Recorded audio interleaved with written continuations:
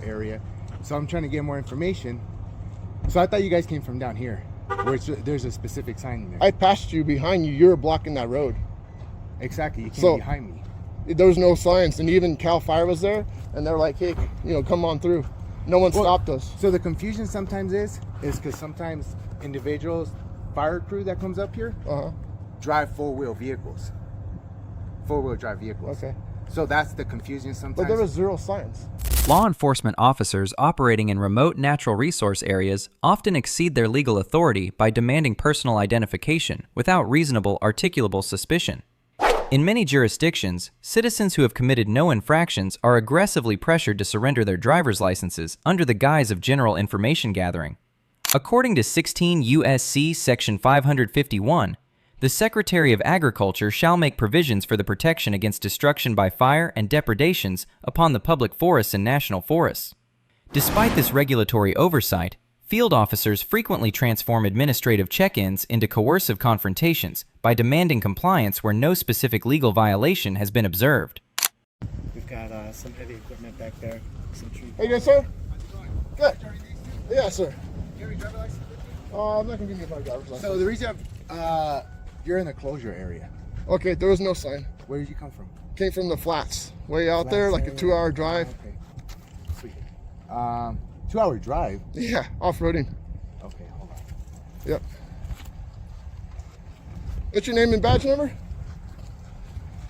You approach me, I want to know who you are. Never, right? It's right here. All right, sir. Appreciate it. Huh? Say again? So you get so defensive. Oh, because I feel like you're coming. Why are you asking for my driver's license? That's how I was curious. Because I was like, hey, are you guys in a closure area? So I'm trying to get more information. So I thought you guys came from down here, where there's a specific sign there. I passed you behind you. You're blocking that road. Exactly, you came behind me. There was no signs, and even Cal Fire was there, and they're like, "Hey, come on through." No one stopped us. So the confusion sometimes is because sometimes individuals, fire crew that comes up here, drive four-wheel drive vehicles. Okay. So that's the confusion sometimes. But there was zero signs. The enforcement of alleged closure zones becomes highly problematic when agencies fail to provide visible, compliant signage notifying the public of the restriction. Anglers and off-roaders frequently navigate miles into backcountry terrain, only to be confronted by hostile wardens asserting absolute control over unmarked paths.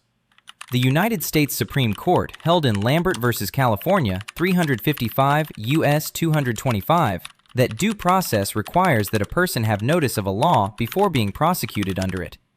Armed with unchecked discretion, corrupt fishing cops often disregard this fundamental due process requirement by demanding obedience to unposted administrative boundaries. I have it on my dash cam. There's zero signs coming up here. How you doing, sir? No. So you're not. That's what I'm asking. Like, what area did you come from? Because there are some areas, the flats, that entrance, that are not having signed yet, and that's what we need to. Okay, that's zero signage. Well, that guy wanted to argue with me. I told him there's no signs at all. And I didn't want to argue with you until there's a sign at the bottom of Van Dusen and ask you which way you came in. Yeah, that's what we're trying to figure out. That's beyond me now. Okay. I said this area is closed, but I just say just be careful for vehicles and other equipment. No one's allowed to be up here right now. That's all. So that's what we're wondering where he came from. Because when I was parked there, he came from the back end. Yeah, and there was zero signs, sir.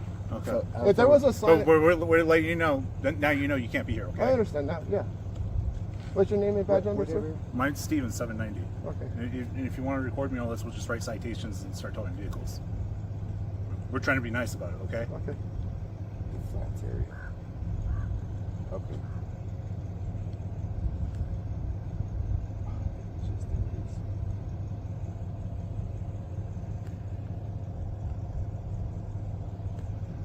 We have the mentality like, hey, you guys can't be here, gotta go. And you guys are like, okay, no problem, we're out.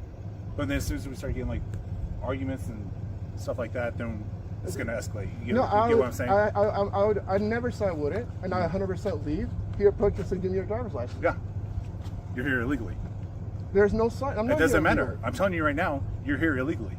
If Okay, we want, you need to be quiet. If we want you right now, we can arrest you because this is a misdemeanor, and we can tow your vehicles out of here. If you want to go that route, you want to tell me I can't do it, I'm more than happy to prove you wrong. But with no signage. With us telling you Yes. that you can't be here is enough. And I'm leaving. Because now you know. Okay.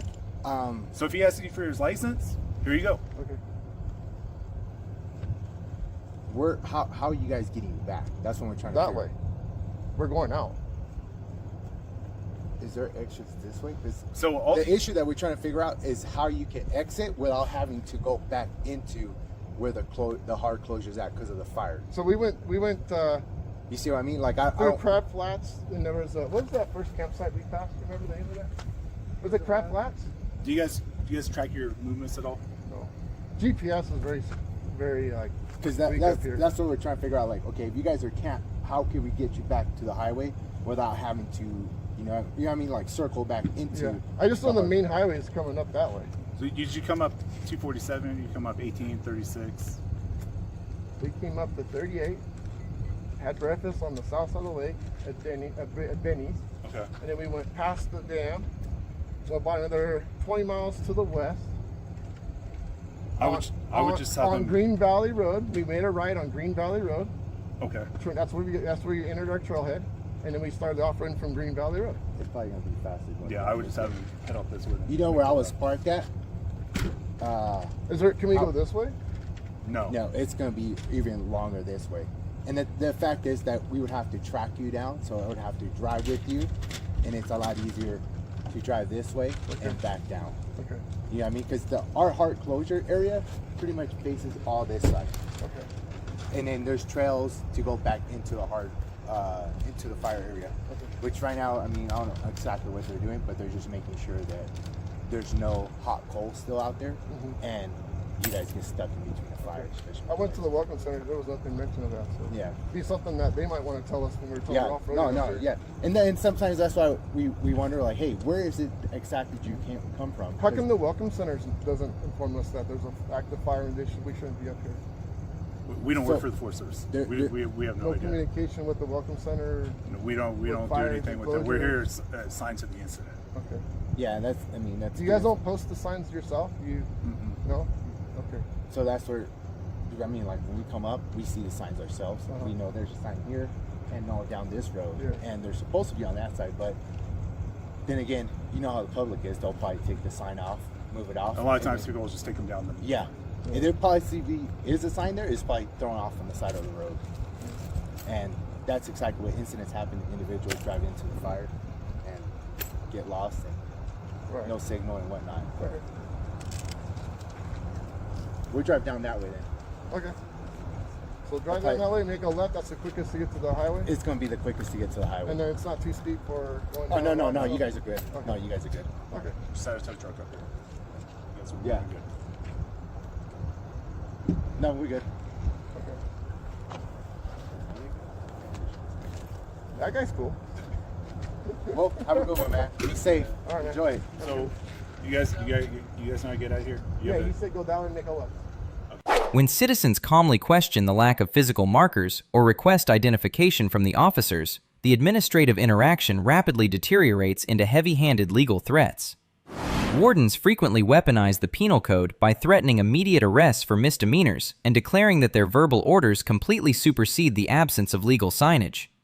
Under the principles of Garrity v. New Jersey, 385 U.S. 493, the government cannot use the threat of discharge or severe administrative penalties to coerce citizens into waiving their constitutional protections. Instead of prioritizing safety, these corrupt tactics are actively deployed to intimidate individuals into abandoning their rights to avoid unlawful vehicle impoundments. Do you know exactly where you're making the left? The first.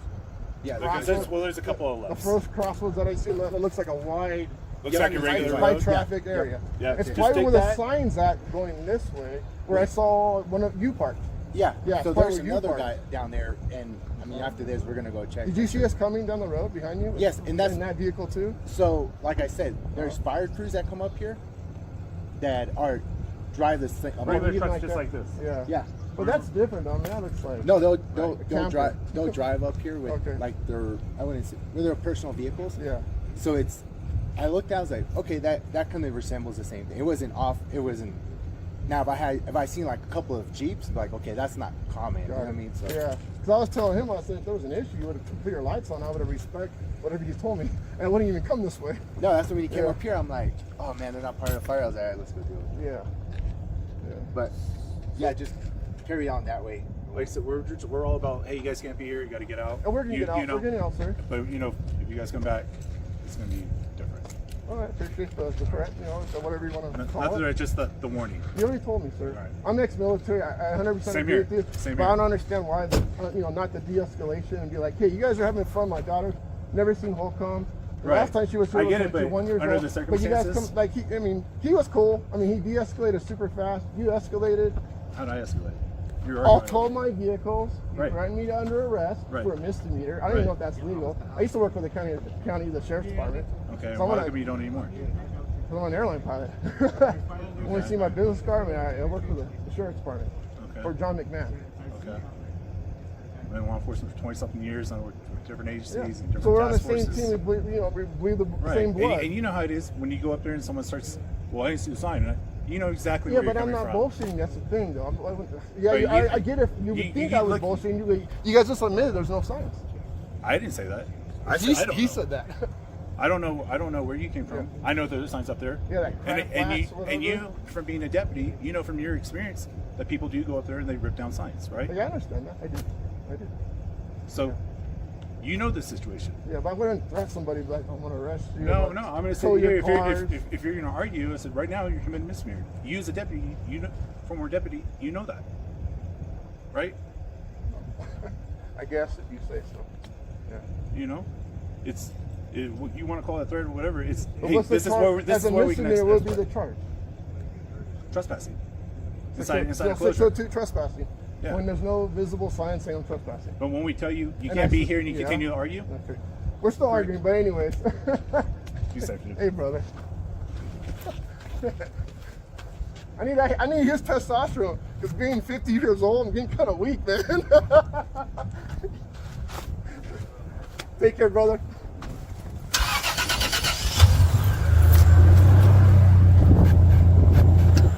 A hallmark behavior of abusive field authority is the active resistance to transparent public accountability and citizens recording the encounter. Officers routinely alter their professional demeanor and escalate the severity of their legal threats the moment a camera is produced to document the interaction.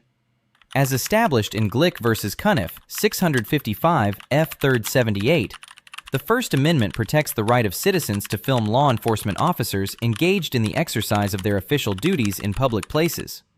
Rather than maintaining an objective standard of public service, corrupt fishing cops frequently treat the peaceful exercise of recording as a personal challenge to their street-level dominance.